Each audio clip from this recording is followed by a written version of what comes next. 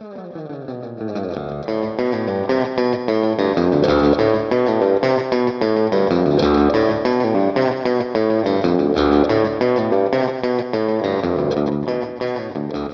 and welcome to Woman Inherits the Earth, a mother-daughter podcast about the representation of women in movies and television. I am Tessa Dare, a writer and the author of the paranormal mystery series The Karanzan Chronicles, and Beth's daughter. And I am Beth Von Baron, Tessa's mother and also a writer.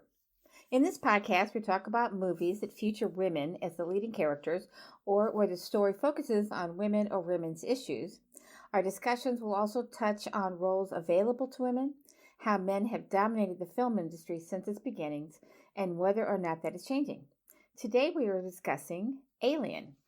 Alien was released in 1979, has a running time of 1 hour and 57 minutes, directed by Ridley Scott, who also directed Blade Runner, Thelma and Louise, Gladiator, and The Martian, and a bunch of other movies are not even worth discussing or mentioning, including Alien Covenant.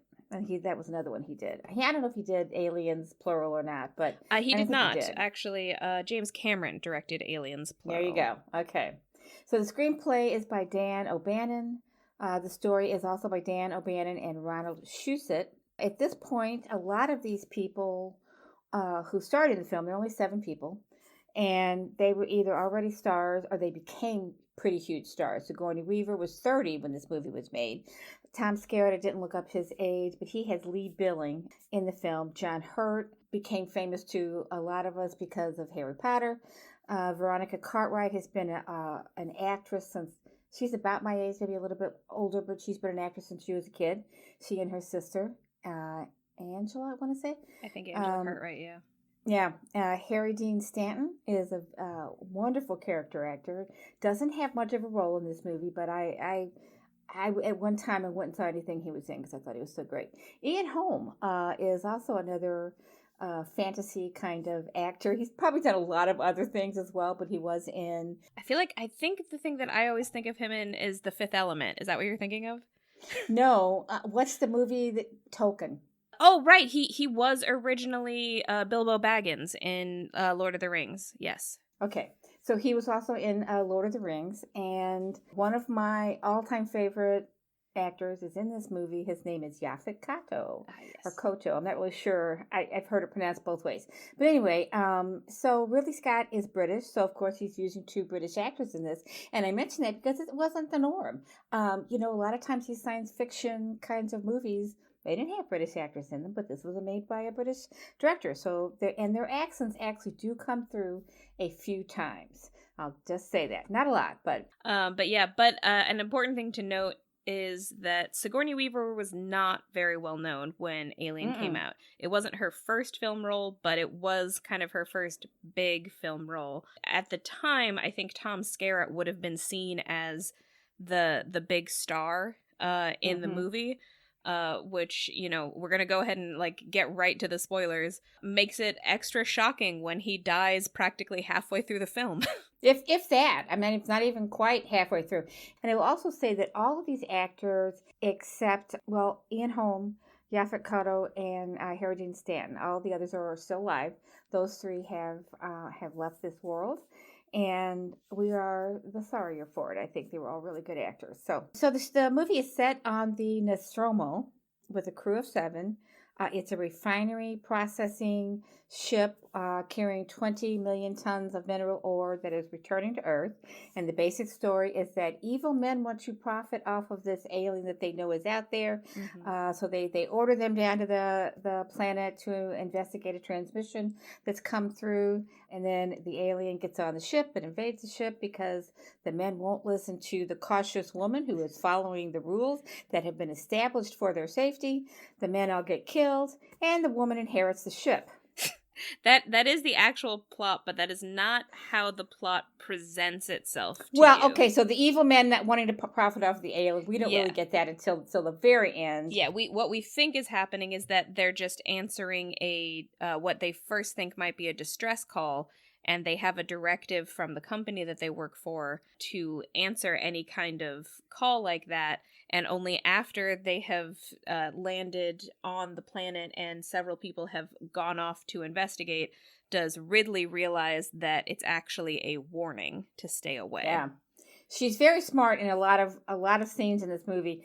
My alternate title for the movie is Intercepted a Transmission of Unknown Origin, because that's really the MacGuffin in this. That's what gets everything started, and they do it because they won't get paid if they don't. There's a clause in all of their contracts that says you've got to do this. And why is that clause in there? Why would you need that clause in there on a ship that's carrying refined fuel, mineral ore, I should say? Why would you need that in there? There are a lot of clues. Actually, I made a list of clues. So the first clue is the intercepted transmission. The second clue is when they're looking at the map to see when they wake up. So they've been in a suspended animation kind of thing. Yeah. And they wake up and they can't find Earth on the maps. And they're not supposed to wake up until they're home at Earth. So the first, somebody says, "Where's Earth?" As soon as someone says, "Where's Earth?" Ripley starts saying, "This is not our system. This is not." She says it 2 or 3 times too, and nobody's listening to her. And that is a recurring thing in this movie. She speaks, and people do not listen to her. But we'll get to that in a little bit. The third clue is the clause in the contract that they have to answer any transmission or forfeit their pay. The fourth clue is somebody says, "The money's safe. Let's take her down." And that was actually Tom Skerritt.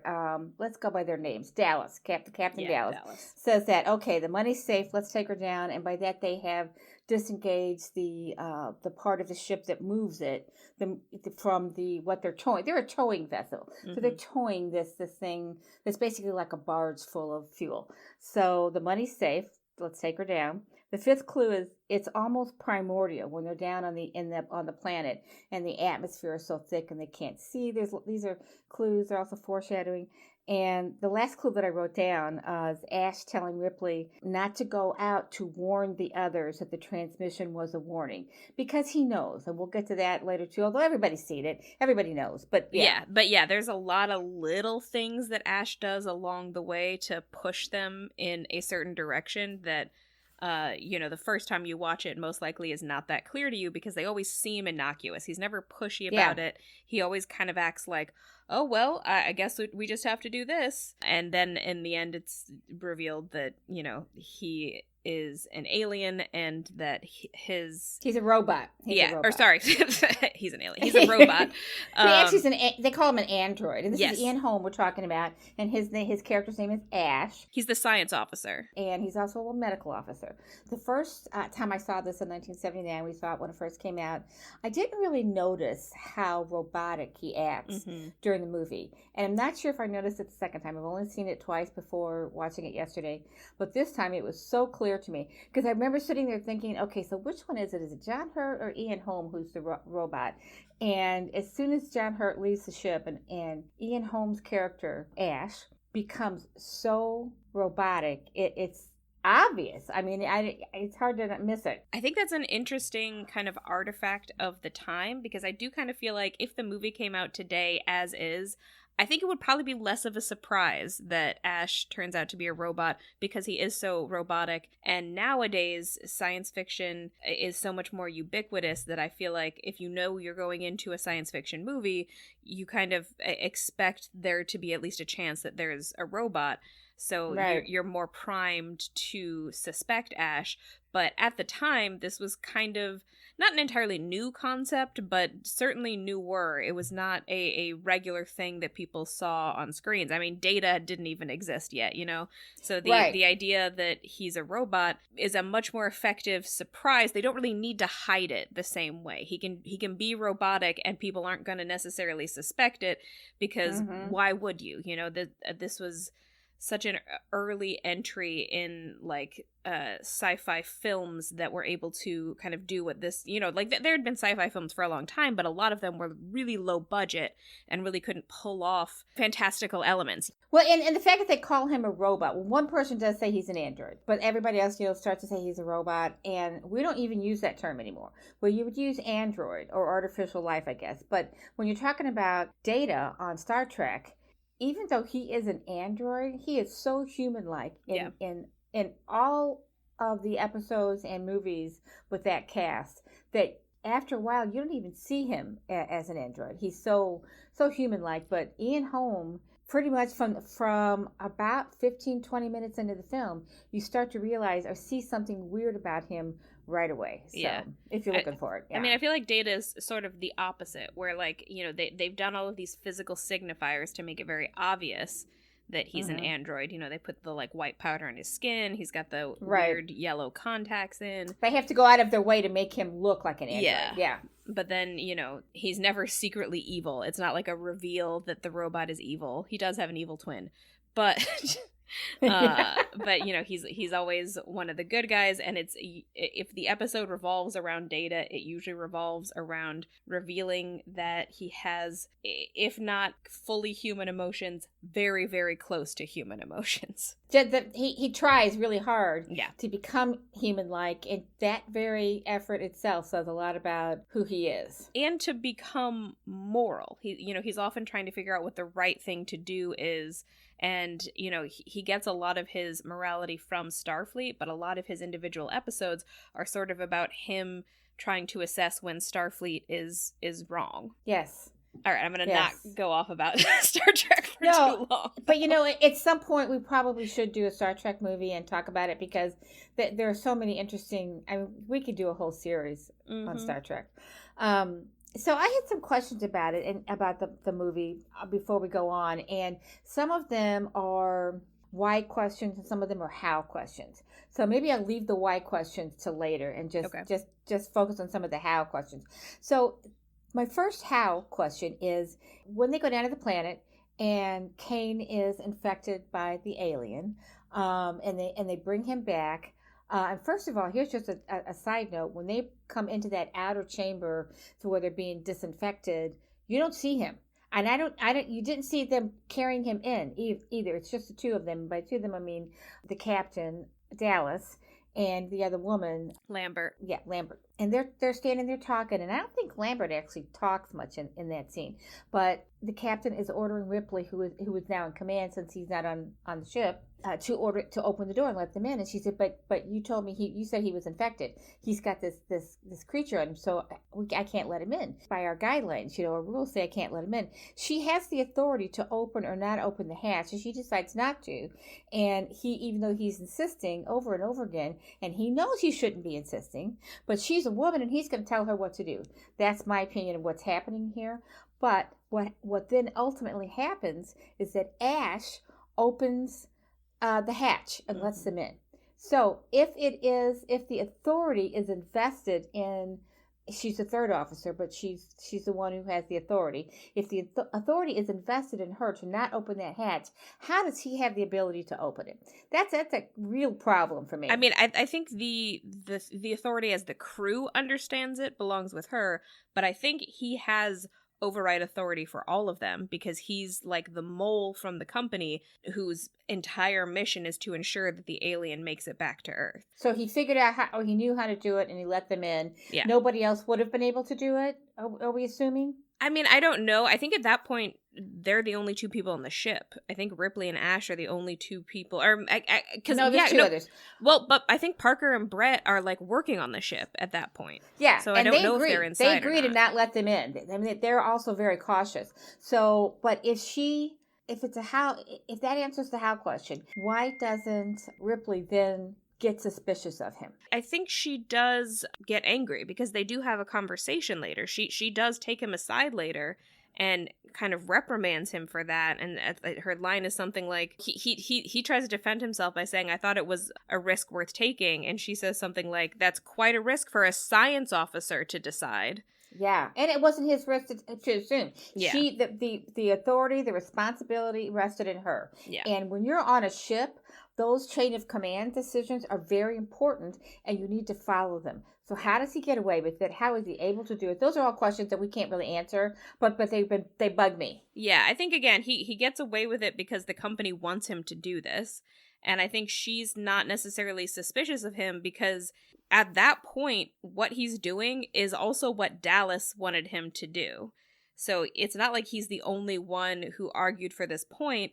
And she is, a woman on a ship with mostly men. I feel like that's a point. If that were me, I probably wouldn't necessarily be suspicious. I'd be like, yeah, this is just another frickin' dude who thinks he can override my authority just because he can. I would add to that and say that through most of this film, and I don't know if this is Ridley's direction or how the actress chose to play it, but she never gets mad.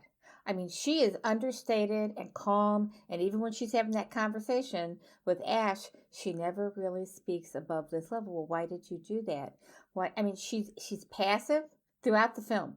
She doesn't act passively. When she has to act, she acts very deliberately. Yeah, I don't know that I would say it's passive exactly. I think it is passive. I do think it's kind of monotone, but again, I also feel like that I can't speak to the actor's intentions, but I do feel like to an extent that makes sense, again, as a woman in a workplace that is mostly male. I feel like back when I worked in an office regularly, I always had to monitor my tone. I was not allowed to get mad at men in the workplace because then they would get way outsized mad. Presumably this is set in the future. I mean, it's set in the future. So are women... But it was written in the 1970s. Well, okay, that's the point. Are we to believe that in the future women don't have any more authority than what she is asserting in this film? Because she is hesitant to assert her authority throughout the film until the captain dies. Then she steps into the role. Well, that's the other thing, is she's not the captain. She's third in command. She's not even second in command. Dallas and Kane both outrank her when they're on the ship. And she is relatively young. I mean, Sigourney Weaver was 30, but, everybody else not everybody else, but, like, most of the dudes on the ship seem to be a little bit older than her. The impression that I get is that she's something of a junior officer. She's incredibly competent, more competent than the older men, but still a junior officer. It does seem like she has something of a relationship with Dallas, because at one point she does talk to him about being suspicious of Ash. And the thing is, Dallas never does. He on the other hand, and this is a question we can address later, I am also suspicious of Dallas at various points in the movie, especially when he goes into the computer to talk to Mother. Mother is the computer. That's the big room. It's like, does he know what's going on? And he's hiding it from the rest of them? And there's actually a scene at one point where he says that when he tells them that he's going to be the one that goes into the air vents, and there's a look on his face like he knows this is his responsibility. He knows he got them into this, and it was his mistake, and he has to take care of it. My read on it is that early in the film, he's just kind of checked out. My read. I'm not necessarily suspicious of him. I just think it's not necessarily an issue of incompetence.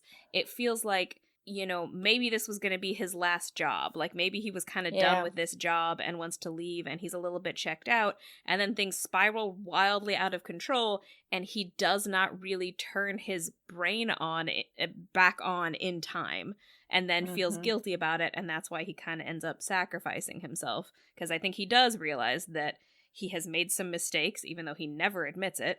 But he has made some mistakes and he has to pay for them. Unfortunately, his paying for them does not help anybody, because it still wasn't the right call, because he's still kind of not necessarily thinking it all the way through. But I did want to mention here, like, I am going to be talking about the gendered elements of this, because I think, like, because Ripley is a woman and because so much of this movie is people not listening to her, and that's such an experience that most women can relate to who have worked with men in any capacity, and like most women can just relate to that experience of no one will listen to me because I'm a woman, and they've decided that they're not listening to women.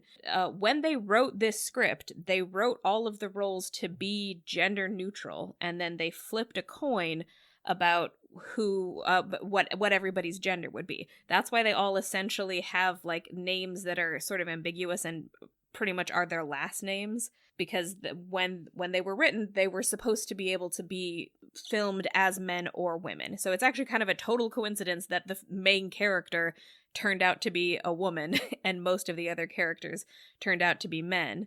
That's interesting. It's just, it's very interesting that ended up working in such a way. But I think it kind of makes sense, because so many science fiction movies have this character of like the one smart person who's thinking things through that nobody else will listen to. It just so happens that that's something that a lot of women can really, really relate to. And for women who relate to it, it is a gendered thing. It is usually men not listening to them. Yeah. So another how question I have, how does the alien get so big so quickly? And maybe Yeah. there's just maybe more time elapses than we are aware of, but it seems like it's a couple of hours from when that stupid looking little puppet scoots across the table and he squirmy, stupid little puppet scoots across the table, and it's basically a foot tall, maybe a foot and a half. And then the next time you see it, it's 30 feet tall. Yeah. And it's an hour, couple of hours. How does it get that big? How does anything get that big? That's a huge growth curve. I think that's part of the horror of the film. And yeah, they do right. They do find a skin at one point, or I think Brett is the one who finds. But it's a small. It's a small. But like yeah, a it's only skin. one. It does feel like if it shed its skin once to get bigger, like I guess the implication is that the second it shed its skin, it got to that huge size. But it does feel like they probably should have found way more shed skins, because like yeah, you don't really go in one breath from that little guy to that big guy. And you could say, well, maybe every time it kills a human, it gets bigger. But Brett is the first human it kills inside the ship, and it's already big. I don't know. Okay, those are all my questions on how stuff, and some of the other questions we come back to later. As I mentioned just a moment ago, the script was written to be gender neutral. I'm not sure how that applies to Mother. So Mother is the name of the computer on board the ship. And it's a female voice, too. And it's a female voice. And it's kind of, apart from Ash, it's kind of the voice of the company. It's very clearly been programmed by the company. You know, I mean, it doesn't really have a personality, but it does seem to collude a little bit with Ash to push them into intercepting this alien and bringing it home. And that's eventually how Ripley figures out that the company has this other mission, and that Ash is working towards that mission. Once Dallas and Kane are both dead, she becomes the captain and she gets access to Mother, and that's how she figures it out. Gender-wise, I just wanted to point out that whenever you see a big computer system like that largely just works at the beck and call of people, so like Mother here, the voice of the Enterprise, played by Majel Roddenberry. The film Her has an operating system that is voiced by Scarlett Johansson. They're all women. It's always women. There's one major exception to that rule, and it's probably the most famous. Hal. Oh, Hal, sure. I was trying to think of an exception, and I thought of Skynet from the Terminator, but I looked it up, and the first time Skynet is actually embodied as a person, it is a woman. It is an image of a woman. There you go. So yeah, I guess there's Hal, and maybe it's important that Hal is like kind of the most evil example, but all of these other computers are essentially computerized secretaries. You know, they do the beck and call of whoever is talking to them. So I don't think it's a coincidence that it's a woman. And I think this also translates directly into the real world with Alexa and Siri. These are both female names with female voices. They're servants. It's a servitude, yes. That's my main point. Well, okay, that's one of my main points about Mother. The other point is going to be a little bit more esoteric. This film, I believe I read at some point that at least some of this was intentional, but this film has a lot of themery around twisted examples of motherhood. So, like, for some reason the computer is called Mother, but she's kind of a dark mother. She is, to some extent, manipulating them, but not for their betterment. She is sending them to their death, which is kind of the opposite of what a mother is supposed to do. And I feel like in that instance, it's kind of meant to be sort of a terrifying irony. Like, and they don't call her mom. They don't call her the sort of more friendly term. It's mother, which does have this implication of authority and kind of a more totalitarian authority, you know? It's a murderous thing. She's a murderer.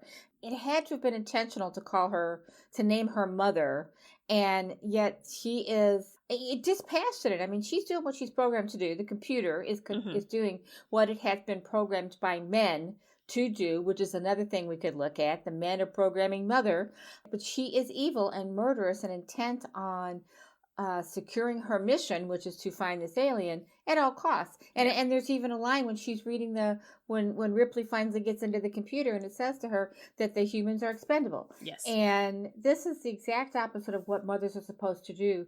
Who hurt you, writers? Did your mother hurt you so badly that you had to call this computer? I mean, you could have called it Harry, which would have been a takeoff on Hal, giving him a male voice, but you gave him a female voice, and you named it Mother. That's horrible. That's horrifying to me. Well, I don't know that it's necessarily about real women. I think it's meant to be a kind of twisted mirror of what a mother is supposed to be. And my main reason for thinking this is, what happens to Cain. And this is what I'm pretty sure I can't find the source of it, but I'm pretty sure I read at some point one of the writers talking about this. So Cain is the first one to die. He's the one who, for some frickin' reason, put his face right up to the egg, even though he could see something moving in there. We have to get back to that scene because it's full of idiocy. And the face hugger, comes out and grabs onto his face, and the implication of what happens based on what happens later is that it implants maybe through the throat, and it implants something inside of his chest and abdomen that gestates inside of his body, and then bursts out violently. And I believe the writers have said that this was partly inspired by their horror at the thought of what it would be like to be pregnant. It's sort of a twisted... What? Are we back in the dark ages? Even in 1979, did they not know how babies were born? Well, no, I mean, I think it's just the idea of something growing inside of you. A man who has never had to... Only a man, yes. Yeah, who has never had to... could write that. I don't know that it's only a man. When I was a teenager, I was absolutely horrified by the thought of pregnancy. In fact, I kind of felt this, I saw the scene as somewhat cathartic, that someone was putting a name to my horror at the thought of pregnancy. That's not how I feel now, but I've had a lifetime to adjust to it, and adult men aren't forced to think about these things. Most men, when they grow up, are not forced to think about the nature of their reproduction, and they're certainly not forced to grapple with the concept of pregnancy. So I don't know that it's necessarily men misunderstanding pregnancy so much as just a very initial grappling with the idea. Well, and I'll tell you that when I saw this in 1979 and the two times I've seen it since, never once did I associate what happens to this man with this thing jumping out of it, bursting through his body, basically. Never once did I associate that with pregnancy. And it is a kind of pregnancy because he is gestating the thing. But it's such a violent bursting out. So that's one thing. And the other two things about that are that scene has become iconic. Yes. I mean, it has made it into so many comedy sketches, you couldn't even begin to count them all. So it is, it's like it's a reference that there isn't a single person on the planet over 15 years of age doesn't know it. Yeah. So that's the other thing. But going back to the scene where they're on the planet, I think it's the captain. I think it's Dallas who finds in this. So first of all, they find this big alien who is not the evil alien that comes onto the ship, but the ship that's there that they are exploring and investigating has been piloted by this enormous alien who looks to would be a giant compared to humans. And he looks at his chest cavity. He's got kind of a human form, and he looks at his chest cavity and sees that something has broken through there. So there's your foreshadowing. And he said it looks like his bones are broken, like something burst through them. And that is exactly what happens to Cain not 15 minutes later. Mm-hmm. So there are three things about that, and it is probably the first horrifying moment in the film. But then let's get back to when they're on the planet. And Cain, bless his heart. So let's talk a little bit about Cain. The biggest idiot in the film. He is, but he's also one of the most interesting. So I think the two most interesting characters on here, because I don't find Ripley to be that interesting.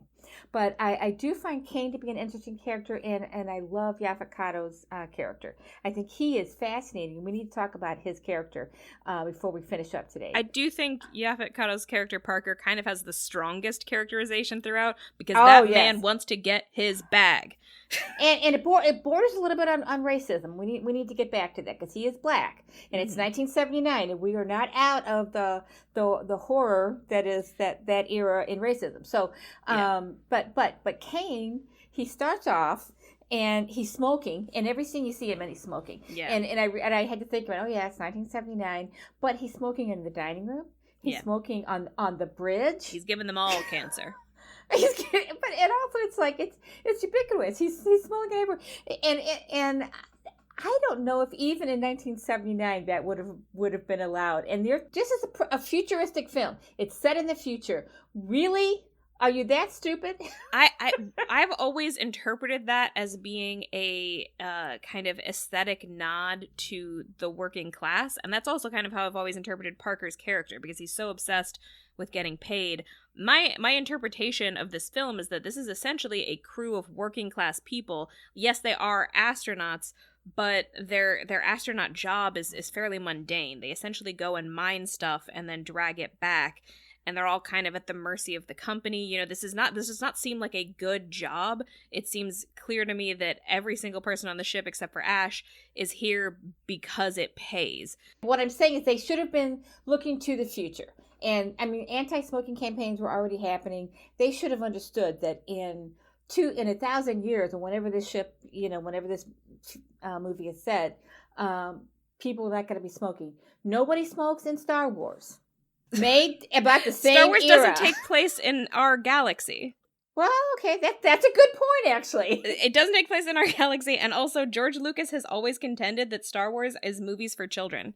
You don't have smoking in movies for children. This is a movie for adults. And that's another good point. I think the reason there's smoking in this movie is because they're trying to make it as gritty as possible. Yeah, even the people who work above decks are still, as you said, are still in a gritty environment. So that's what I'm saying. I mean, maybe working class was the wrong way to say it, although I do still think that the main class difference that matters here is the difference between the crew and the company that sent them out there, because the company that sent them is the only entity that has real power.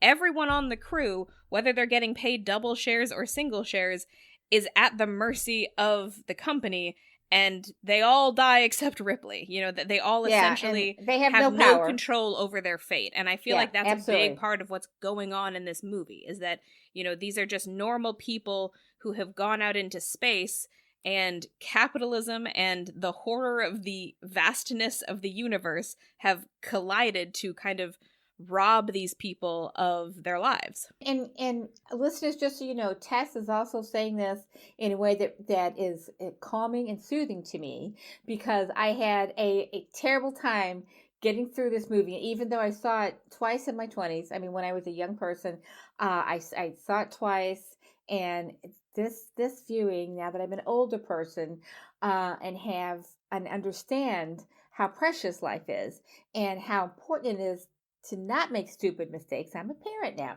You not make stupid mistakes over and over again, how important that is. So when I watched this movie yesterday, I had to stop and take a break in the middle of it, because it's horrifying. Yeah. And there's stupid mistake after stupid mistake. But before we get into that, let me just finish with Kane. Yeah. I do think he's a fascinating character. And I mean, okay, they're all kind of flat. Mm-hmm. Most of these characters are very flat. I'm not sure why that is. Maybe it's because I'm not really sure. I don't know why they're so flat, but they all are. It's not just Ripley. They're all kind of subdued and flat. The exceptions are Kane and Parker.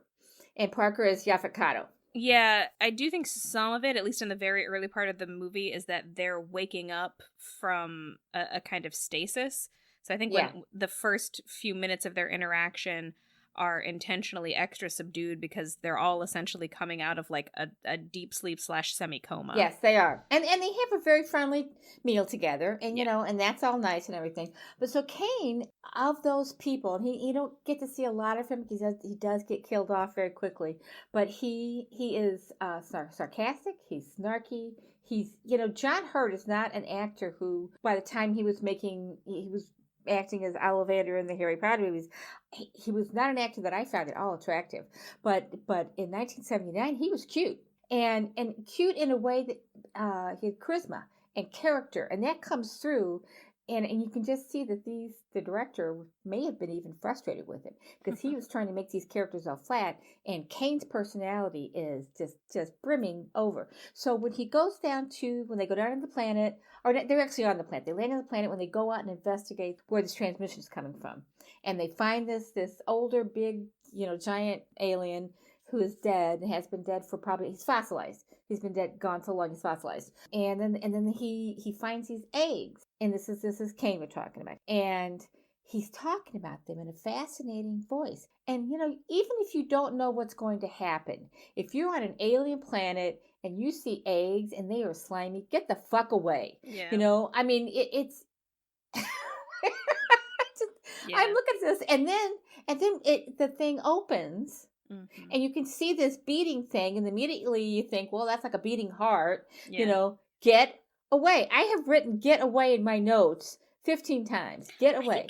Get away. Even before it opens, there's a moment where, because it's part of the egg is kind of see-through, and you can see something moving inside there. Yes. I'm just like, no, the second you see the movement, run away. Or they don't know that they're... mission is to collect this thing. Mm-hmm. They're just supposed to investigate the transmission. Well, if it doesn't say collect the thing in your contract and you've investigated it, get back on that ship and go home. Of course, we know now that the robot would have stopped that. He would have killed them all and gone out and gotten it. So, I mean, I am a little bit torn about that scene because on the one hand, he is clearly fascinated by what he's found. And, we don't know that much about the extended universe here. As far as we know, this is a point in time when humans have never interacted with an alien before. They have protocols, but they certainly don't seem like they expect to run into aliens. So this could be, essentially a groundbreaking discovery, the discovery of evidence of another civilization.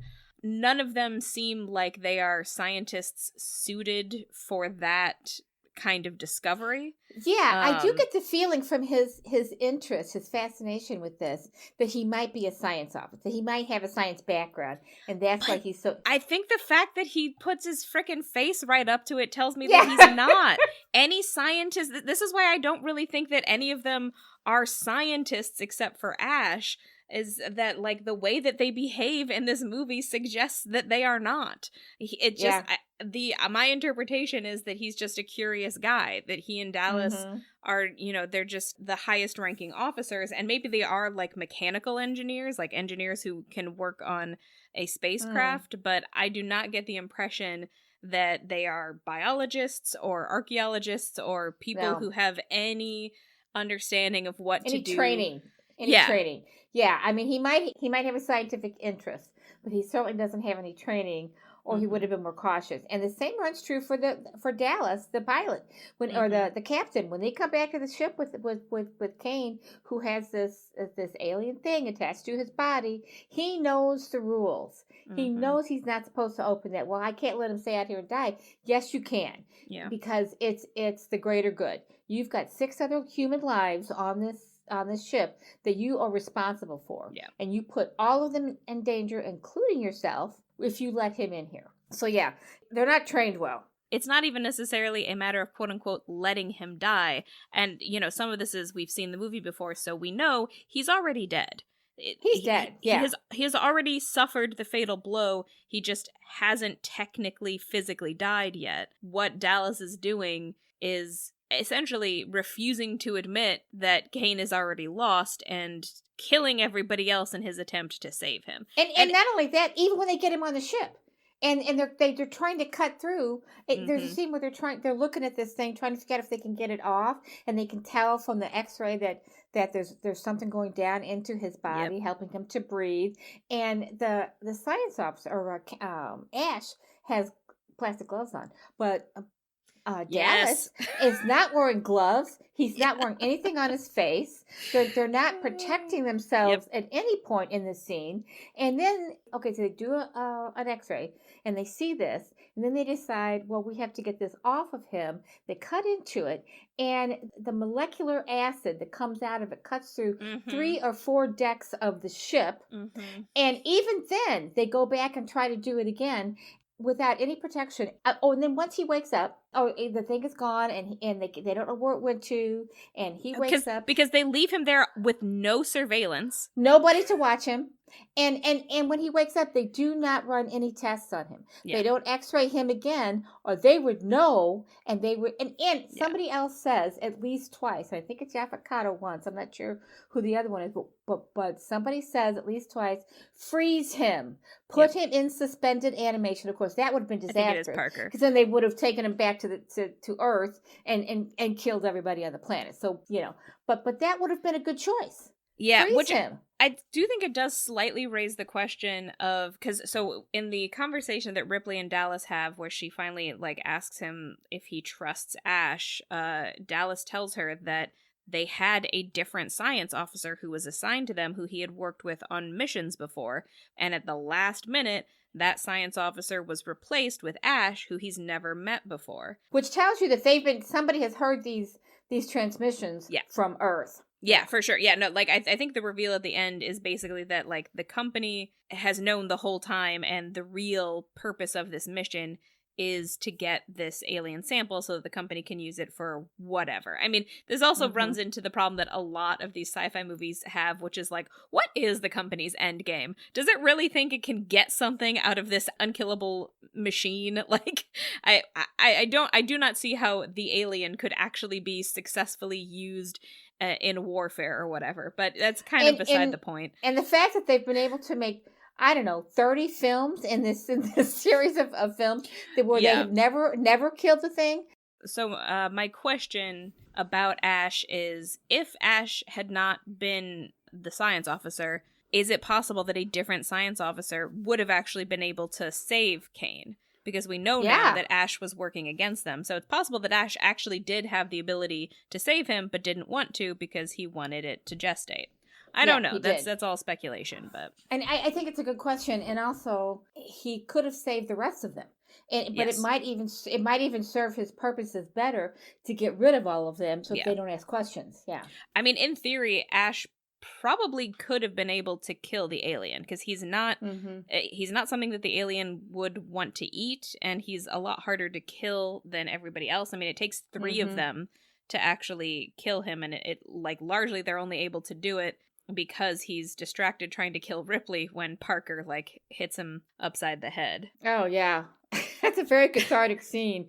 But before we get there, and you could, when it's Parker who is beating him up at the end and killing him, but in the background you can see Ripley being pulled away by Lambert, and her head is at a really unnatural angle, and I'm like, if I had noticed that the first time I saw it, I would have thought she was dead. And, I knew she wasn't, but what was the whole newspaper thing to her mouth doing? It's a terrifying scene, but as I'm watching it, I'm like, I don't know that would actually suffocate her. Is he just trying to shove it all the way through? It's but she kept her mouth closed. But I do think she had hit him upside the head at that point, so I think he was already malfunctioning a little bit. Okay, so he was just holding her in place. Basically, is all he was doing. He wasn't really suffocating her. Yeah, I mean, I think maybe it was an attempt to suffocate her, but maybe he was malfunctioning and couldn't quite do it. I've always loved the scene where they prop his head up to talk to him again, because they essentially decapitate him during that fight, and then they prop his head up, and it's just such a great movie making scene, because you can see as the shots cut between Ian Holm as the actor playing him clearly with his head stuck through a hole in the table, versus the paper mache version of his head that they're pushing. It's just a really beautiful, it works, but you can see the seams of it, and you can understand from looking at it how they filmed this scene, which I've always appreciated. Yeah. Well, and there's a lot of technology things like that in the film too. Yes. The computer screens, once again, and we can draw on Jurassic Park again here. This is 1979. Jurassic Park is 14 years later, and in both of those movies, the computers are using binary code that looks very old, and they're actually, it's like DOS in this movie, where you would ask questions, and there were prompts, and you write in your code or whatever. This is, it says interface is ready for inquiry. So that's what she said. Mother says when you first boot her up, and the ship screens. This is an interesting thing too.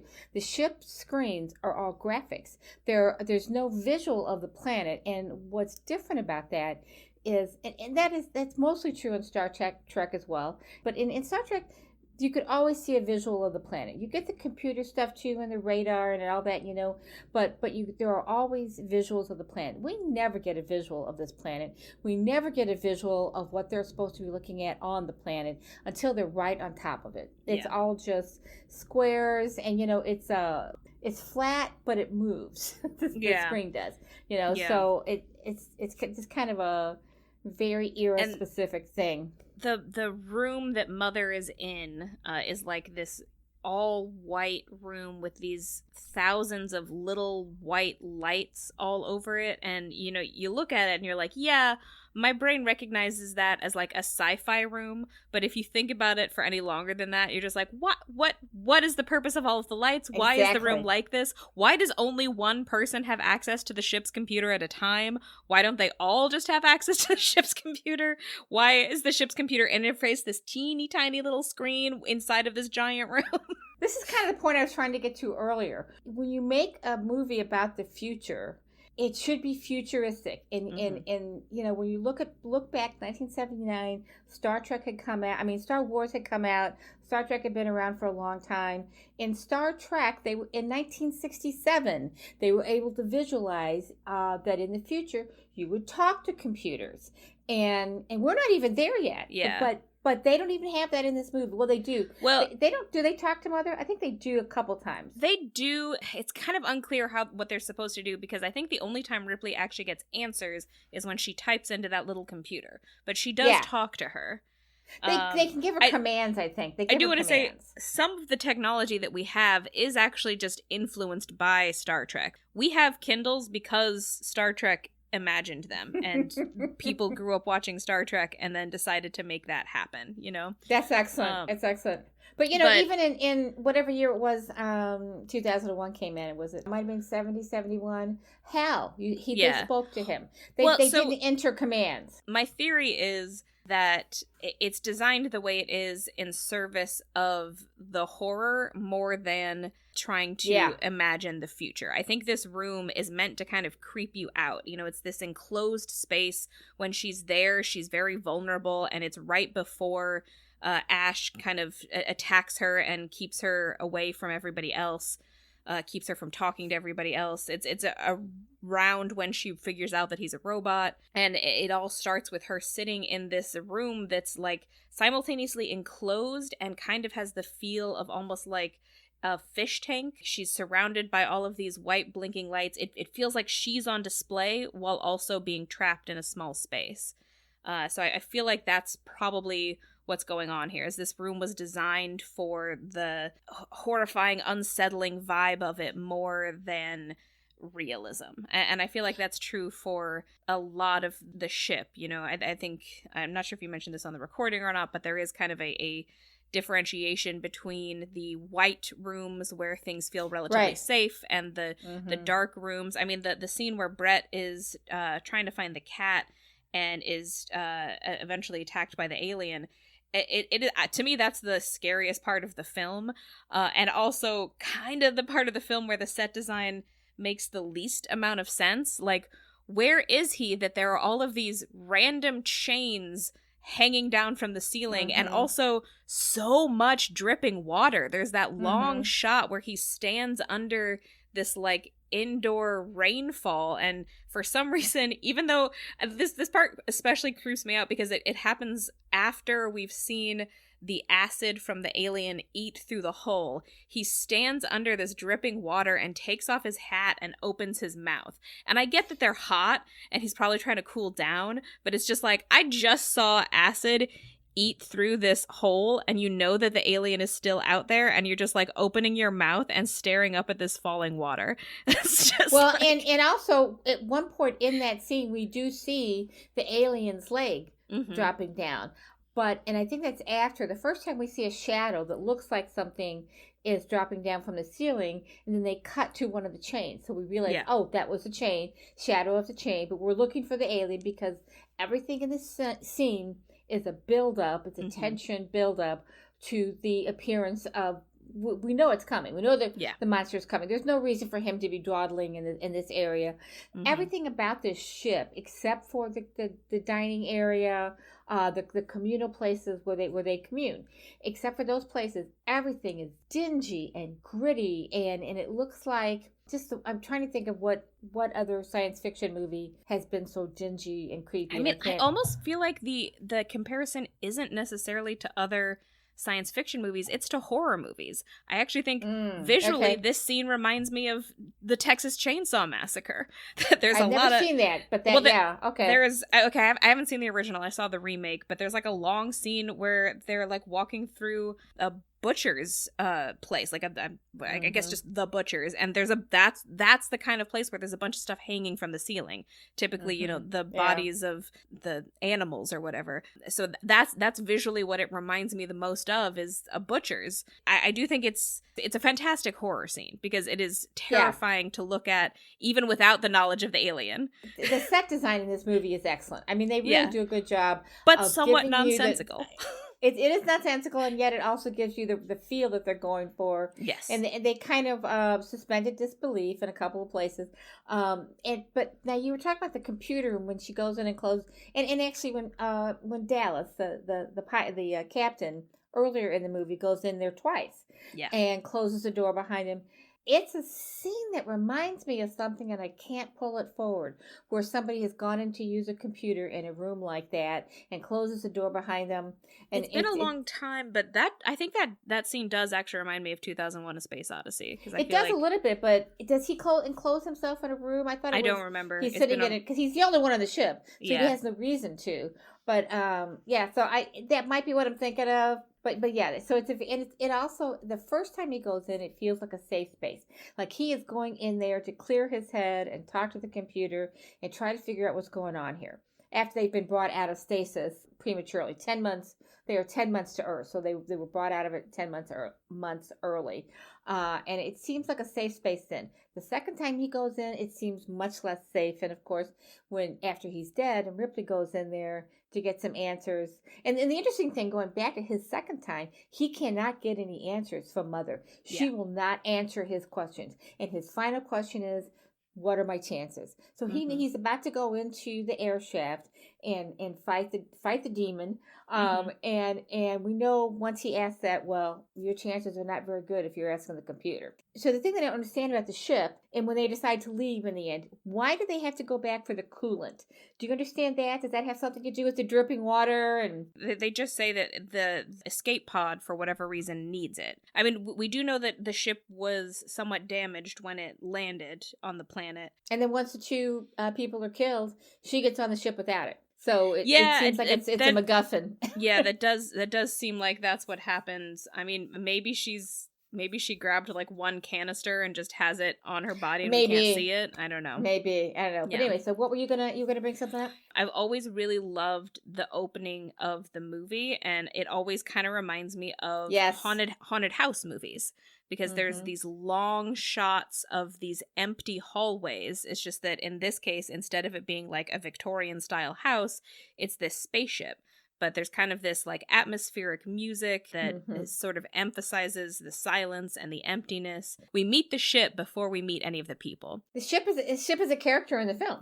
Yeah. So, yeah. And even though there's nothing necessarily inherently scary about the ship itself, the way that they introduce it lets you know that this is going to be a scary movie, that there's something ominous here. It's very like black and white. There's very little color. Even after the people wake up, they're usually wearing these very like drab, neutral colors. The film is largely devoid of color.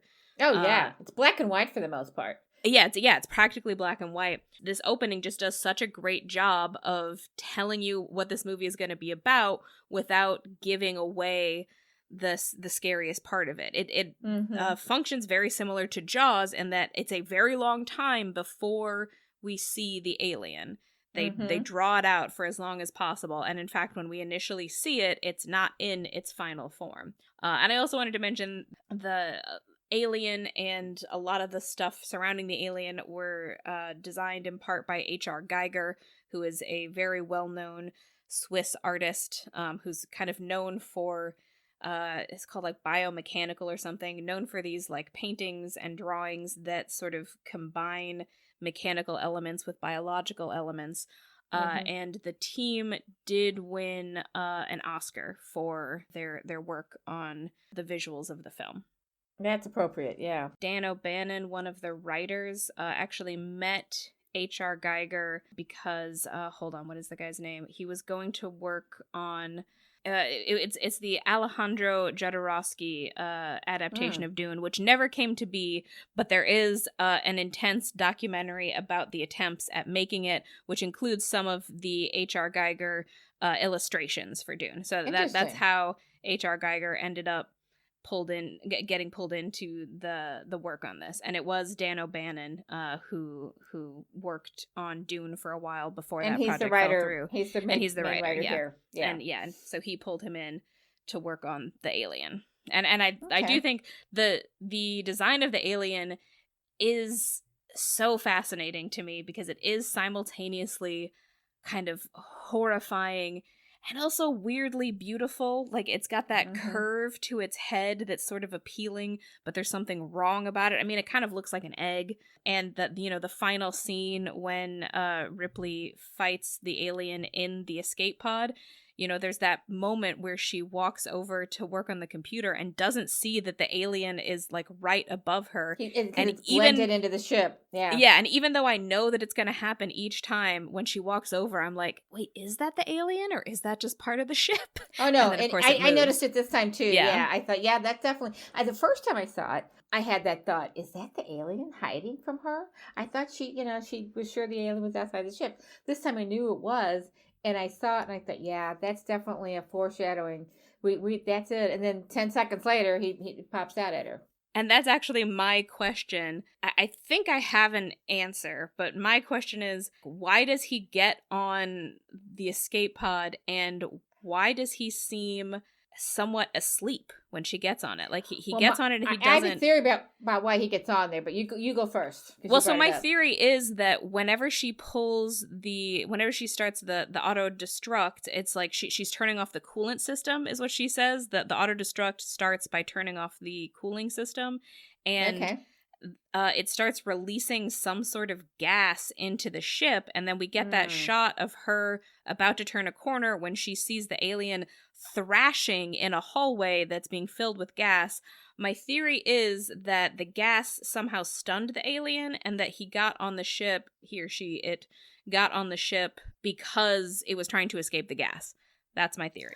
That could very well be. And actually, I couldn't figure out why she was trying to turn the gas back on or the push those, turn the coolant back on. Why did she change her mind to the self-destruct? Because when she's turning that corner, the alien is between her and the escape pod. Oh, she can't get to the escape pod. Yeah. Okay. I thought maybe she'd figured out a way to destroy the thing and not destroy the ship. But the reason that I came up with for the alien being attracted to the escape pod is the cat is there. There's a very quick scene where she's put the cat in the carrier and the alien comes down and is looking at it and is fascinated by it.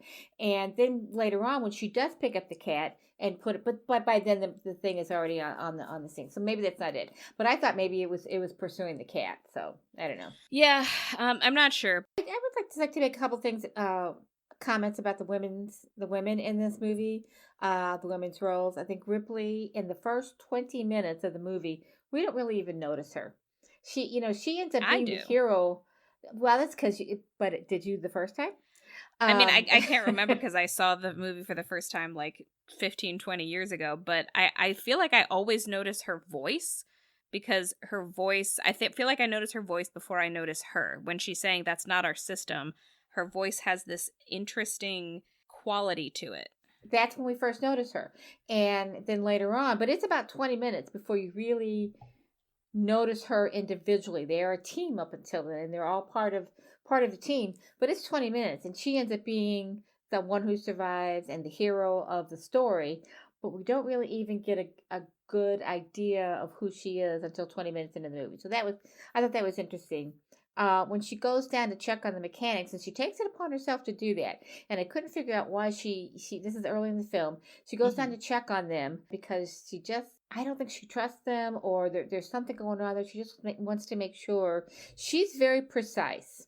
She wants everything to work well, and she sees that as key to their survival in space, where nobody can hear you scream. So they're alone out there, and she's very cautious. She goes down to check on them, and they badmouth her, but they also don't seem to know what they're doing. So she was right to check on them. She has an early sense that something is wrong. She wants to investigate the message, and I think she tells Ash that that's what she's doing. He doesn't stop her until she says that it seems to be a warning. And then he says, no, I don't think there's any need, very calmly, in a very robotic voice. I don't think there's any need to tell them that it was a warning. But anyway, then when they're at the door and they want to bring in Kane and his infected body, she says, if we let it in, the ship could be infected. Yep. She says this over and over again, and they ignore her. The first time she's ignored is when Ash overrides her decision. Well, it's not the first time. When he tells her they don't need to know it's a warning, and then when he overrides her decision and lets them in, and you've made the very good case that it's because he has a mission that he's on, and that's what. But it also feels to me like it's every man who ever ignored a woman telling him what makes sense to her. You know, it's a common sense decision, and there's a reason why that rule is in the rule book. And it's because for the safety of the crew, which he doesn't care about. We don't know why at that point, and we don't know that he feels that way at that point. But Ripley does. And if she had been a man, would her decision have been respected? Then they enter the infirmary, because the creature's gone. We've talked about this. But she is the most cautious and wary. When they go in and they see that the creature is gone, it's not on his face anymore, 3 of them go in, and I think it's Ash, Dallas, and Ripley. And Ripley stands at the door. They go rushing in, and she stands at the door looking around. She's going to make sure that room is safe before she walks in. She is always the one with the best head on her shoulders in terms of survival and making sure that everybody survives. It's not just about her. She's trying to make sure that everybody survives. And I remember the first time I saw this movie, walking out of the theater saying, of course she survived. She was the only one with any kind of fucking survival instinct in this film. So of course she does. But Ash dismisses her, is condescending to her. At one point he says, Ripley, for God's sakes, it needs to go back for testing. He's talking about the specimen, the alien. Stupid man. And at this point, we know in retrospect that he's a robot, but at this point in the film, you don't know yet. But also that line is so how does nobody respond with, why? Why would it need to go back for testing? What? Exactly. Why is nobody suspicious? Yeah. This is not currently a danger to Earth. All they had to do was investigate to get so they didn't forfeit their pay. That's all they had to do was investigate. Nowhere does it say they have to bring this specimen back. But anyway, so Dallas doesn't listen to her over and over again. He overrules her time and time again. He doesn't seem at all suspicious that their science officer was replaced just before they left. And the minute he tells her that, she's immediately suspicious. They just have so much disrespect for her. When they go out in teams for the first time, he takes the 2 team members who seem the most capable, Ash and Lambert, and gives Ripley the mechanics. Now, they actually are pretty good characters in terms of, maybe they don't do their jobs as well as they should, but they do have good instincts. So it's not a bad team up, but it seems at first like it is. He just doesn't even care about Ripley. She's a thorn in his side. And of course, the final scene where before she discovers that the alien is a stowaway on the little ship that gets away, She has to take all her clothes off, and she's walking around in a Yep. T-shirt and a very bare pair of underwear for 1979. Yeah, you see part of her ass crack when she You leans see over. her ass, yeah, exactly. And you wonder when she turns around if you're going to see something else on the front. And then she doesn't have a bra on. It's almost like she's naked. And why did they have to do that with her? This is also 1979, I think. I have mixed feelings about it because I do think there is something to be said for, you know, increasing the vulnerability of your main character right before, you know, they have to do a confrontation. And also, you know, the next thing that she does is get herself into the suit, the space suit. To protect herself, yes. Which might have been harder to do if she was wearing full clothes. It's an interesting contrast because she's so vulnerable. She's walking around in this T-shirt and panties, and then she hides from this thing and very carefully and slowly gets into this thing that's going to protect her. So she, again, has a strong sense of survival. She's not some cowering teenage girl in a closet trying to get away from the guy with the hatchet, you know, the axe murderer. She successfully hides, but realizes that she can't stay there. She's got to do something to get it. So they got to get the little ship away from the big ship. This is the big ship is already blown up, but she's got to get the alien off the ship. Off the ship. Okay. Yeah. So she very carefully gets into that astronaut suit, protect herself so she can breathe. And I think she has a plan. She's got a plan. And that's why she has to get in there. So they could just as easily have filmed her in like an actual bra. Like had her be wearing an actual bra under the undershirt and also like underwear that properly covered her butt. Like they could have very easily done that, and it's very much a male director making the decision to put her in the skimpiest underwear he possibly could.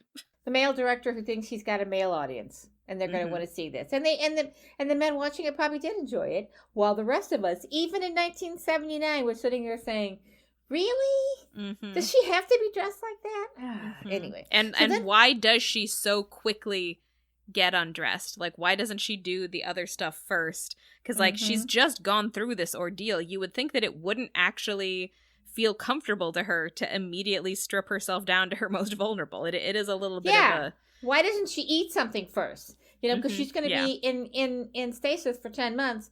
And then I'm thinking, well, maybe there isn't any food on this thing and she has to go into stasis, so she's going to starve. So I don't know what the answer to that is. But then there's Lambert. She's the other woman on the ship. Yeah.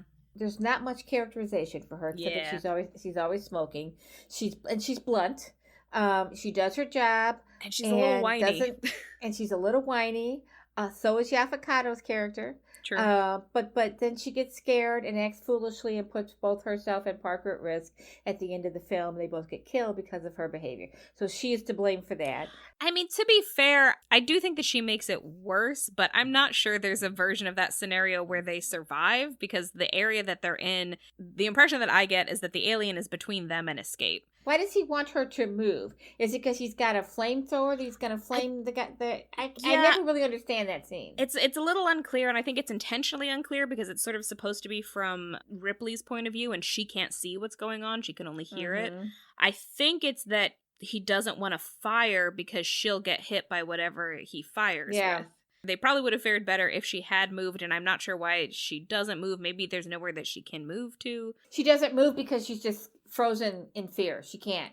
She cannot move. She's afraid that anywhere she goes, the monster's going to come for her. Yeah. So the movie at this point has determined that everyone's going to die except Ripley, right? Yeah. So, you know, her characterization has always felt a little sexist to me. She seems like the most emotionally fragile person on board.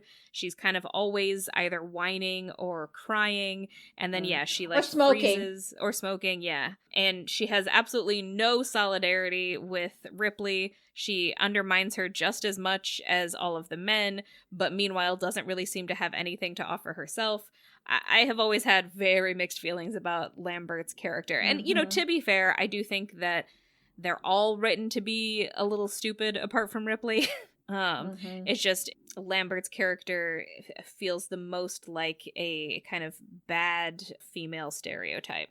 Yeah, I think she does. And in some ways, they're kind of all stereotypes except for Kane, but he gets killed off pretty quickly. So also the computer, we've talked about this already, Mother is female and is to blame for everything. And the alien, I think I have always thought the alien was a female. Yeah, I think it's not clear in this movie, but I have seen Mm-hmm. Aliens, and in Aliens, the Mm-hmm. aliens are female because they're the ones that reproduce. Yeah. They lay eggs, and the Aliens, the second movie, has a much more pronounced kind of motherhood theme.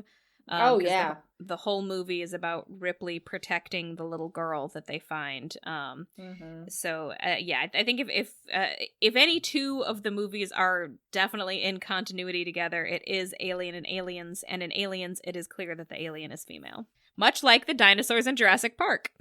Yes, yes, but those can't reproduce. Yeah, there's a lot of similarities in this movie and in Jurassic Park. I have one more question, and maybe this is a hot take. Why are there no guns on this ship? The only weapons they have are the flamethrowers and the stun guns that have what are they called? They're not called stun guns. So they have a tip on the end that stuns. Yeah, I know what you're talking about, but I don't know what they're called. There's a word for it, yeah. Yeah. And you would use those with whales, but those are the only weapons they have.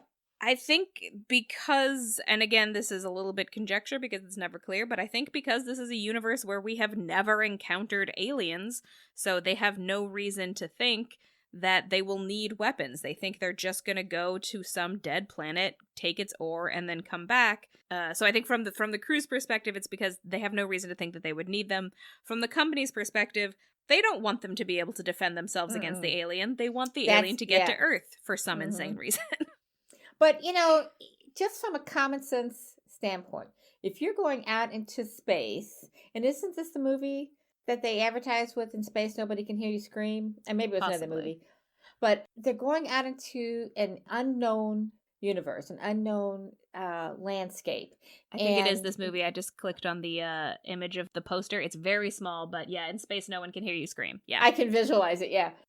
They're going out into this unknown thing without weapons. It just makes no sense. They have no way to defend themselves in a place where they have no idea what they could encounter. That makes no sense, except that it might be delivered on the part of the company to give them as little protection as possible. And that's really sad. And I can also kind of headcanon it that, if any of them ever asked, the company probably said, well, weapons cost money and they take up space and it's just not worth it. So, do you have anything else before we go to hot cake? I guess I just want to talk about a little bit about how I've always interpreted this movie, which is that I think that the alien is essentially just a physical manifestation of the horror of an unending universe. I've always felt like between the atmosphere and the fact that this is just sort of a group of regular people who are totally unequipped to deal with what they come across, that just feels like metaphorically what it is when human beings attempt to go into space. We are not equipped to survive off of this planet, and we have no idea really what's out there or what all of the dangers could possibly be. For all we know, there is a terrifying alien out there that can 100 times multiple its size in an hour. It is the manifestation of the vastness of the universe and the fact that technically anything is possible, and the universe is so big that there's just no way to predict what all might be out there, because, the more space there is, the more possibility there is. The universe was not created to keep us safe. It just is where we happen to be, and we just have no idea what's out there. The horror of the abyss, essentially. Mm-hmm. Very similar to the ocean, this wild area that we are not equipped to survive in, that creatures very alien to us might be able to survive in, might be well more equipped than we are to survive in. That's kind of how I've always interpreted the movie, and that's why this is one of my favorite horror movies, possibly my favorite horror movie, because I just feel like it's so kind of existential in the nature of its horror. Well, and it's the horror of the Expanse universe complicated by the evil in our own universe. Yes, exactly. Yeah. Complicated by the fact that they are all working for a corporation that expressly has their worst outcome as its goal. It has their worst interests at heart. Yeah, it doesn't have their interest at heart at all. Just and we don't even know what they possibly could gain by trying to weaponize an unknown species, but the prospect is horrifying. And it's also, if I think about it logically, it's very hard to understand what the hell the company thinks they could possibly gain from this. On the other hand, is that not capitalism? Is capitalism not the desire to use any violent, terrible thing to your own ends just because you maybe can? Just, throwing caution to the wind for the sake of greed. But also because it's a weapon. It's not just capitalism, it's power. Mm-hmm. Yeah. So when you have an ultimate weapon, you have an ultimate power. So it could be both. Okay, so hot takes? Yeah. So I think the most interesting character, other than Kane, who gets killed off pretty quickly, and other than the cat, obviously, very interesting character, the cat, yeah. Is Parker, played by Yaphet Kotto. He is constantly complaining and whining with good reason. He has good reason to complain. I don't, at first he kind of does it at the dining table when they're eating. They all kind of poo-poo him and make fun of him, and he's, kind of slammed by the captain. So we don't take it seriously until it becomes serious. But he's right. He has good reason. When he comes back in to sit down, he tells Ash to get out of his seat, and then wipes it down. And so he's whiny, he can be insulting, but it's 1979, so there's some blatant racism in this portrayal. He is a shifty black guy who just wants more money, doesn't want to work hard, and Brett does the same, but he's a little bit more likable. I think there's an effort to make him more likable in the early part of the movie. He's not shifty. They're very different characterizations. I do agree with that, but I feel like the interesting part about that is that nowadays I feel like Parker is kind of the most likable character because now we go into this movie knowing that the company is the bad guy. So it's kind of like, get your money from this terrible company. Fuck this company. There's no reason to be respectful here. Yeah, exactly. And when now when you get to the end of the movie, you realize, well, he probably had good reason for saying what he said at the beginning of the movie, because he does end up losing his life, but prior to that, they've been treating him like shit. So because it's the work below decks, or it's hot, it's like boiler rooms, but it's not a boiler room. But that's the image that you get is, the luxury liner with boiler rooms, and where the people have to work in hot, unsustainable conditions, and that's where he has to work. So it's slightly racist. It's also classist. The two mechanics, and you brought up the working class thing earlier, but they are the workers. But who keeps the ship running? It's the two mechanics. Yeah, they don't always do a good job, but it's a chicken and the egg thing. Are they not doing a good job because they feel disrespected? Well, we do the minimum to keep it running because you don't pay us to do any more than that. Not realizing that their own safety is also at risk. That's the first half of the movie. Then the second half of the movie becomes obvious that he is one of the two voices of reason in this movie. He doesn't want to check out the transmission because it's not in his contract. At least he doesn't think it is.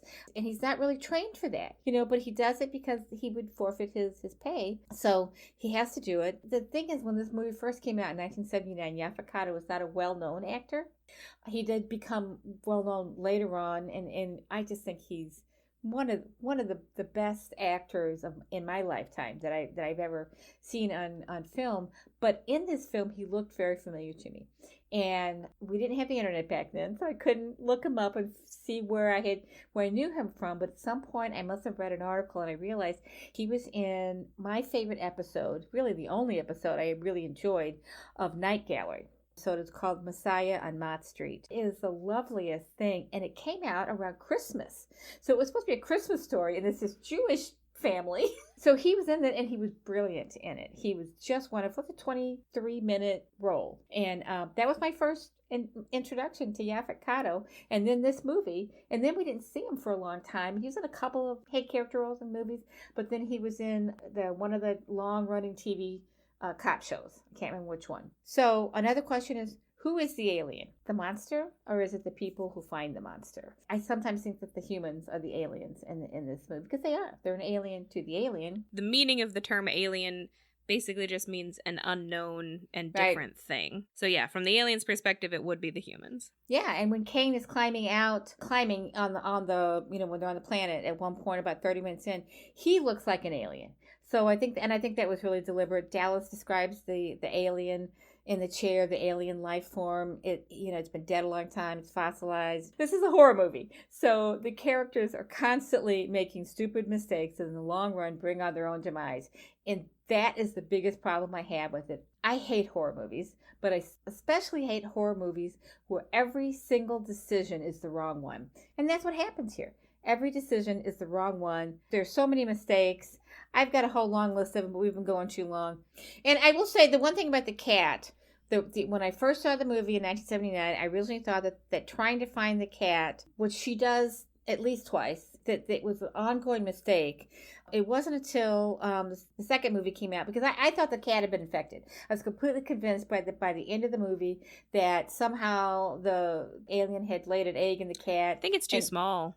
I think it is too. But at the time, that's what I was absolutely convinced of until the second movie came out. But also, I think Ripley goes after it because I think she has to feel that there's something good, that something good has to survive. In addition to herself, taking care of another living thing is hardwired into our DNA. Film-wise, in one scene, it distracts us from what's about to happen to the other two by making us worry about her because she's alone. So we think it's going to happen to her because we don't know what's going to happen at this point. She's looking for the cat. She's alone. So surely she's the one who's going to get killed, but it's the other two. So it kind of distracts us from that. So the cat is very important in the movie. Yeah, I do think this movie makes a good case for why you probably shouldn't bring cats to space. Yeah. How does the cat get there? It's like it's... First, I mean, I assume they brought it, but it was a mistake to bring it. It was a mistake, but also, when it first appears, it's like, well, where did this cat come from? And then they start calling him Jonesy, so apparently somebody... It's their cat. Yeah. So my hot take is only sort of about this actual movie. It's kind of about the Alien franchise as a whole. My hot take is that I don't think Ridley Scott understands why this movie Alien works so well, and I say that because I have seen Alien Covenant and I thought it was absolutely terrible. It felt to me like a bad remake of this movie. I think, number one, Ridley Scott is weirdly obsessed with expanding the lore of this universe, except every expansion he adds doesn't actually explain anything and just makes everything more convoluted. Alien Covenant takes place earlier than Alien and is meant to provide an explanation for how the alien came to be, but its explanation doesn't really explain it. It's still very convoluted. It actually just kind of ends up doing a version of what happens in Alien anyway. Except this time it literally infects an actual woman and starts to gestate in her actual womb until she performs an abortion on herself while she's awake, and it's like a C-section abortion.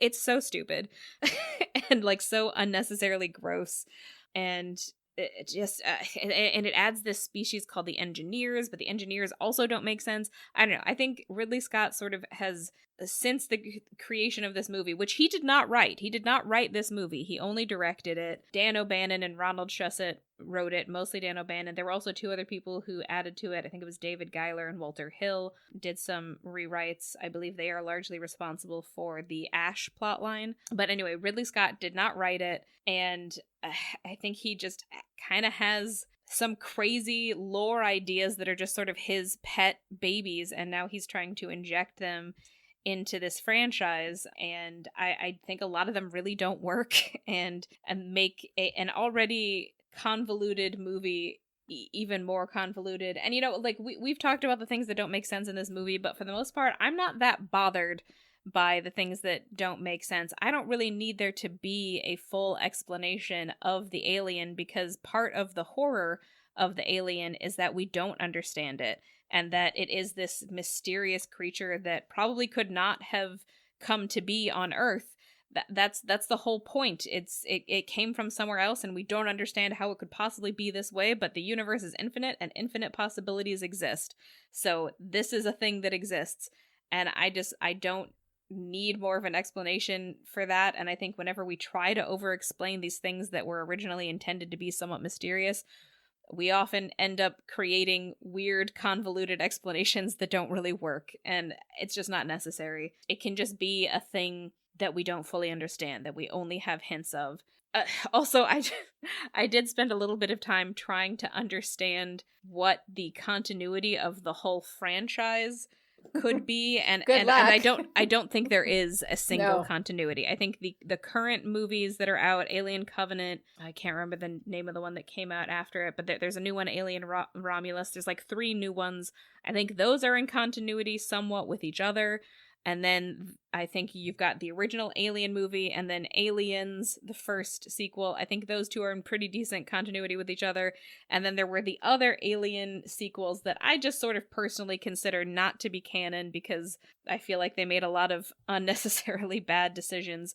And then there's also the run of Alien versus Predator films, which are wildly in contradiction with the continuity of any other Alien film, because the first Alien vs. Predator film took place on Earth in present day and claimed not only that the alien and the predator species are at war with each other, but that they've both like been to Earth before. And that kind of works with the Predator continuity, but not with the Alien continuity. It does not make any sense that the alien would have been to Earth before. And I think it's not only that there's just one, there's like thousands of them. I watched the trailer for it. I didn't watch the actual movie. But in the trailer, there's like a shot of like thousands of aliens for some reason swarming over a like Egyptian style pyramid that they found at like the South Pole. It's just like a combination of all of the dumbest sci-fi tropes that you've ever heard. Anyway, so this movie was very successful, and it spawned a whole universe, much of which is not really contiguous and doesn't really make sense with itself. It's kind of sad because this was a movie that people think was a really good movie, and this is a great movie. You know, it's a great movie in a lot of ways. I don't particularly like it, but I'll get to that in a second. But it's well made. It's well directed. The visuals are stunning. The whole concept behind the movie is fascinating. Great, and I think you nailed it when you said it was about what's out there, what's the unknown, and what it's always going to be unknown. That's all great, and I think it is considered by many people to be one of the best horror science fiction movies ever, and I think it holds up. That's the other thing. But the credits were surprisingly bad, by the way. I don't know if you sat around and watched. Oh my God, they were so It was like somebody had a sheet and just kind of rolled the sheet up, which is what they used to do for credits. But in 1979, that you would think they would have been a little bit better, especially after Star Wars. But the credits were bad. But other than that, it's really well respected as a film for people who love horror and their science fiction. I am not one of those people. I love science fiction. I love thrillers, as long as they're not overly violent. But I don't like horror. I've never seen a Stephen King movie. And my sister-in-law said to me one time, I love to be scared.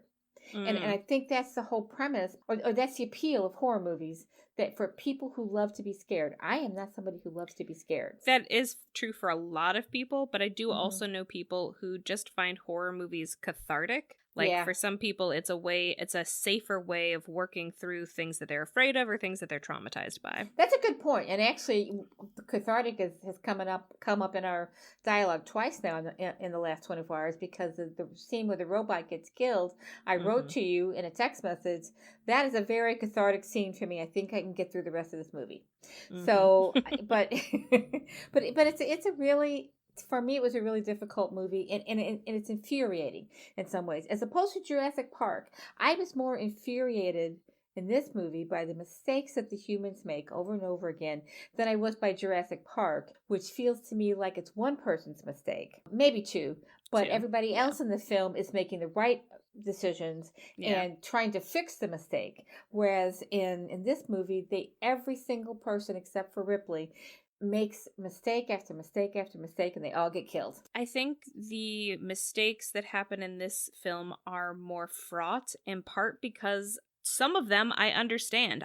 Like when Dallas wants to bring Kane into the ship, it's because he knows Kane, and he doesn't want to abandon him, and he's in denial about the fact that Kane is essentially already lost. And to be fair, at that point we don't know for sure that that's true. So I think there is something more gut-wrenching about the mistakes in this film because they feel a little bit more human. You know, it is a mistake, and it is clearly a mistake, but he's doing it because he doesn't want to abandon his friend. Yeah, he's doing it for the right reasons, and I understand whereas that. in Jurassic Park, you know, the mistakes are Hammond wanted to build a dinosaur park for capitalistic reasons and for the wonder of it, which is not a fully not understandable mistake, right. but it's sweet. It's sweet, but it's not quite as emotional.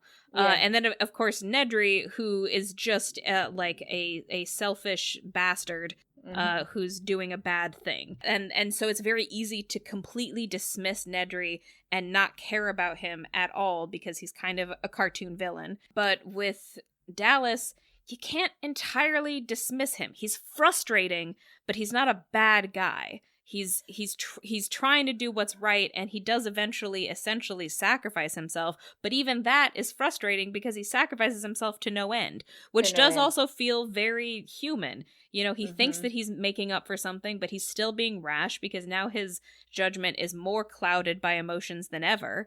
Yeah. And it kind of goes nowhere. So I totally understand why you hate it, and I also think that's part of why I like it. I get it completely why you like it, and I would have been Ripley. I would have been the one standing in the computer room or wherever it is where she's on the bridge. Where I would have been sitting on the bridge saying, absolutely fucking not. He is not coming in here. There are 6 other lives here. And I think there's also something especially frustrating about watching Ripley trying to make the right choice and get undercut at every point. Yeah. That is frustrating, and it also feels familiar to me. And, you know, for me, part of the catharsis is that Ripley survives. Yeah. Ripley makes it out. You know, despite everybody undercutting her, she and her cat make it out. and the thing is, it's both cathartic and sad because she was right. I mean, you could make T-shirts that say Ripley was right. But what good does it do the other 6 people that she was right, or the other 5 people, because Kane was going to die anyway? Or 4, because one of them's a robot. So what does it do the other 4 that she was right? Because everybody else dies. It doesn't do them any good. However, I mean, you know, regardless of whatever happens in the later movies, it does do the human race good because she does keep the alien from coming with her. I do like the movie, but I'm kind of drawn to the horror of the abyss. I just find something very compelling about gazing into the emptiness, I guess, and I feel like that's a lot of what this movie is about. And, you know, I always appreciate a film where the cat survives. There are several films that I have seen in recent years where nobody warned me that a cat brutally dies, and I hate all of those movies. You know, if you want a warning, just ask me and I'll tell you which movies I've seen where the cat has died. Fuck those movies. Yep. All right, that's my final. Well, that, dear listeners, is all for today. I'm Tess Adair. You can find me at my website, tessadair.com, where you can sign up for my email list, or you can follow me on Instagram and Threads at author.tess.adair, or you can find us on Patreon at patreon.com/whereyoulead. And I am Beth Von Baron. You can follow me on Instagram and Threads at STL_writer_Beth.